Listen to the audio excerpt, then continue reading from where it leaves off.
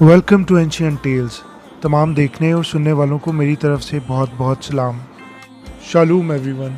आज चूँकि सबत है तो मेरी तरफ से सबको शबात शालूम, यानी सबत का सलाम। हम खुदावंद का शुक्र करते हैं कि उसने हमें अपने सबत के आराम में दाखिल किया और हमें एक नया सबत का दिन अता किया। सबत हफ्ते का दिन है या एतवार का दिन है? हमारे ज़्यादातर मसीही बहन भाई इसी बात पर कंफ्यूज हैं कि सबत है क्या, सैटरडे और संडे। मेरी कोशिश होगी कि इस वीडियो में मैं सबत पर आपको ज़्यादा से ज़्यादा मवाद फराहम कर सकूं, ताकि आपको समझने में आसानी हो कि सबत सैटरडे है या संडे। हम कलाम मुक़द्दस से सबत की सच्चाई को परखेंगे और इसको जानेंगे। मेरी कोशिश होगी कि मैं इस वीडियो को 2 पार्ट्स में सम अप कर सकूं। सबत क्या है? सबत का मकसद क्या है? सबत पर चंद एतराज़ात और गलत फहमियाँ। अल-मसीह और सबत मुक़द्दस। जनाब पालूस और सबत। सबत और बरक़ात। नए आसमान और ज़मीन में सबत। इन सब सवालों के जवाब जानने के लिए मेरी आपसे दरख्वास्त है कि वीडियो को आखिर तक लाजमी देखें।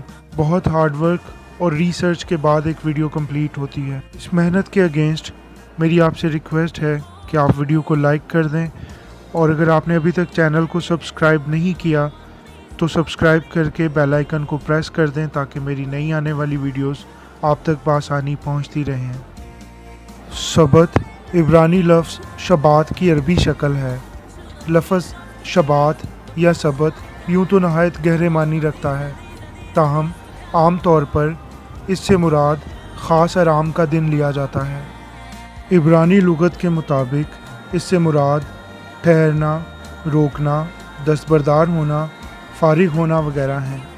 किताब मुक़द्दस में ये लफ्ज़ सबसे पहले पैदाइश 2 बाब की 2 आयत में नज़र आता है, जहाँ इसका तर्जमा फारिग हुआ किया गया है। किताब मुक़द्दस में सबत का एहतमाम करने का हुक्म हमें खरूज 12 बाब से पहले नज़र नहीं आता, ताहम यहूदी रवायात के मुताबिक बनी इसराइल कदीम ही से शबात का एहतमाम करते थे।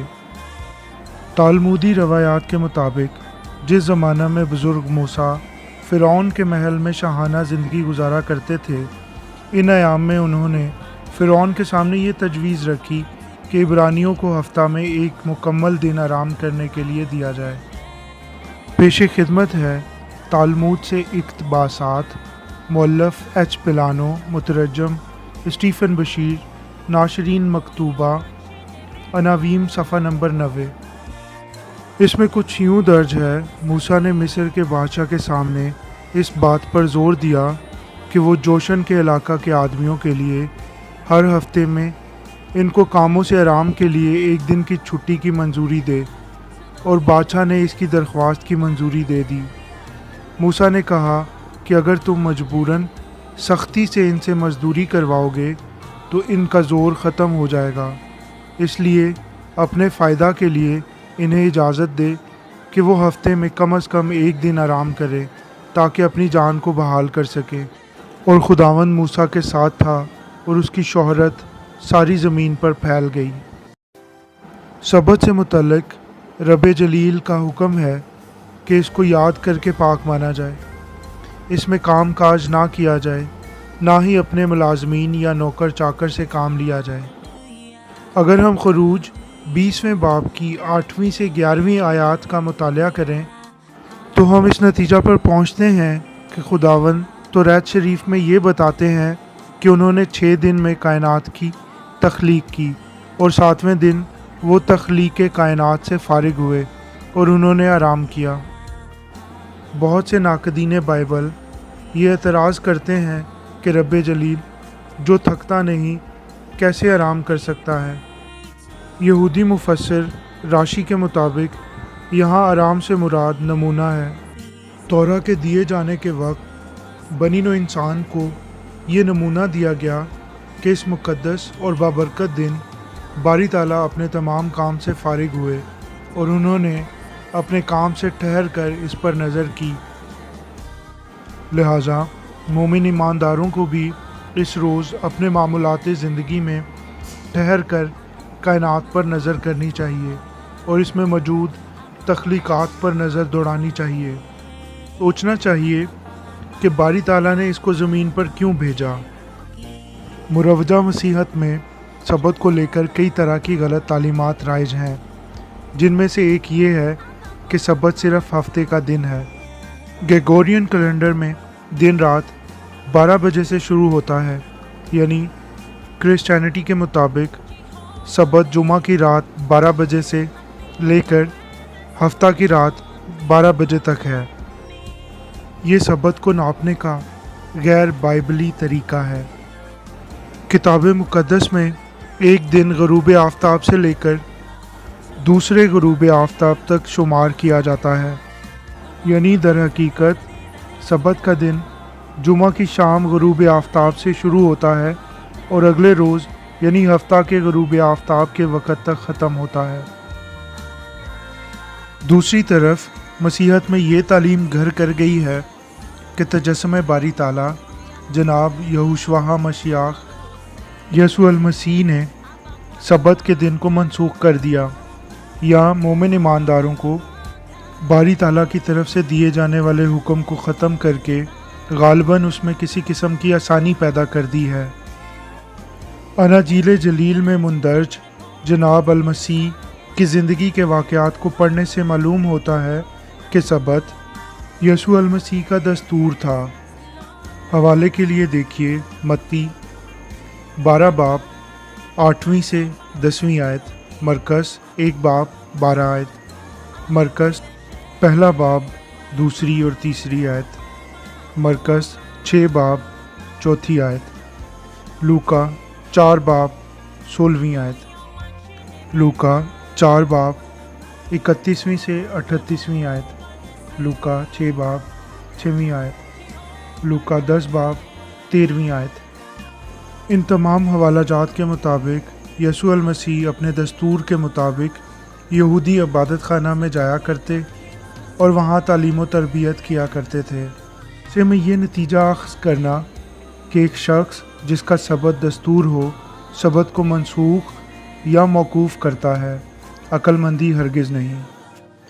بہت سے ایسے لوگ جو سبت کے دن سے بغض رکھتے ہیں اناجیل جلیل سے ایسے حوالہ جات تلاش کرنے کی ناکام کوشش کرتے پائے جاتے ہیں جن میں کسی بھی طرح المسیح سبت کی خلاف ورزی کرتے نظر آئیں۔ اس مد میں یہ حضرات اناجیل میں سے ایسے حوالہ جات پیش کرتے ہیں جن میں فقیہ فریسی یسوع المسیح پر سبت کی خلاف ورزی کا الزام لگائے پائے جاتے ہیں۔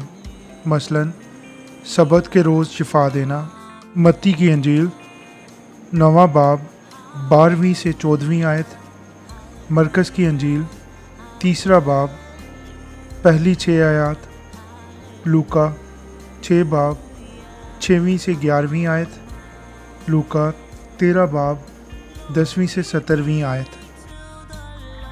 سبت کے روز گندم کی بالیاں توڑ کر کھانا، متی کی انجیل 1 باب 8 سے 12 آیت، مرکز کی انجیل 2 باب 23 سے 28 آیت، لوکا کی انجیل 1 باب 5 اور 6 آیت۔ سبت کے دن چارپائی اٹھانے کا حکم دینا، یوحنا کی انجیل 5 باب پہلی 18 آیات وغیرہ وغیرہ۔ کتاب مقدس کے باقاعدہ قاری اس بات سے بخوبی آگاہ ہیں کہ کتاب مقدس میں کسی بھی ایک جگہ یہ ذکر نہیں ملتا کہ سبت کے دن شفا نہیں دی جا سکتی۔ اہل یہود کے فقہ شرح نے شریعت خداوندی کی مختلف تفاسیر کر کے شریعت خداوندی کو اس قدر سخت بنا دیا تھا کہ ایک عام انسان اس کو بوجھ سمجھنے لگا۔ یہودی علماء نے سبت کی تفسیر کرتے ہوئے کچھ قوانین بنائے جن کو یہودی فقہ کی زبان میں ملاخوت کہا جاتا ہے۔ تفصیل کے لیے آپ کا موصل کتاب صفحہ نمبر 500 دیکھ سکتے ہیں۔ ان ملاخوت کے مطابق ایک عام یہودی سبت کے دن 2 ٹانکے نہیں لگا سکتا، گانٹھ نہیں لگا سکتا، نہ ہی گانٹھ کھول سکتا ہے، اور تو اور کوئی چھوٹی سے چھوٹی چیز एक जगह से दूसरी जगह नहीं ले जा सकता। सबत के रोज़ गंदम की डालियाँ तोड़कर मसल कर खाना ऐसा काम नहीं जो मामूलात ज़िंदगी का हिस्सा हो। तालमुदी हलाका, जो कि यहूदी उलमा की वज़ा करदा नमूना ज़िंदगी है, इसके मुताबिक कोई शख्स अगर खेत से गुज़रते हुए ऐसा करता है तो वो सबत की हुक्म अदूली करता है, जैसा कि मत्ती 12 बाब, मरकस 2 बाब और लूका 6 बाब में फ़की फरीसी अलमसीह के हवारियों पर इल्ज़ाम लगाने की कोशिश करते हैं। ये बारी ताला का हुक्म नहीं कि अगर आप किसी खेत में से गुज़र रहे हैं और अचानक आप गंदम की बाली तोड़कर खा लें तो आपने सबत की रूह को मसख कर दिया या आपने सबत के हुक्म को तोड़ डाला है। ये तो यहूदी उलमा की तफसीर है जो उन्होंने सबत के हवाला से कर रखी है, और इस वाक़े में भी वो अपनी तफसीर के मुताबिक यसू अल-मसीह और इनके हवारियों को खुद साख्ता सबत की खिलाफ वर्जी का मुर्तकब पाते हैं। ऐसे ही सबत के रोज़ शिफा के हवाला से है। यहूदियत में लफ्ज़ केराबतोस इस्तेमाल हुआ है, इसके मायने गद्दा या बिछोनी के हैं। यहाँ भी यहूदी उलमा ने यसू अल-मसीह पर सबत के रोज़ शिफा देने के हवाला से सबत की खिलाफ वर्जी करने का इल्ज़ाम लगाने की कोशिश की। साबित हुआ कि तजस्सुम बारी ताला यहोशुआ मसीह यानी यसू अल-मसीह तौरात शरीफ में दिए जाने वाले हुक्म को पूरी तरह बजा लाते थे, और ये इनकी ज़मीनी ज़िंदगी का दस्तूर था।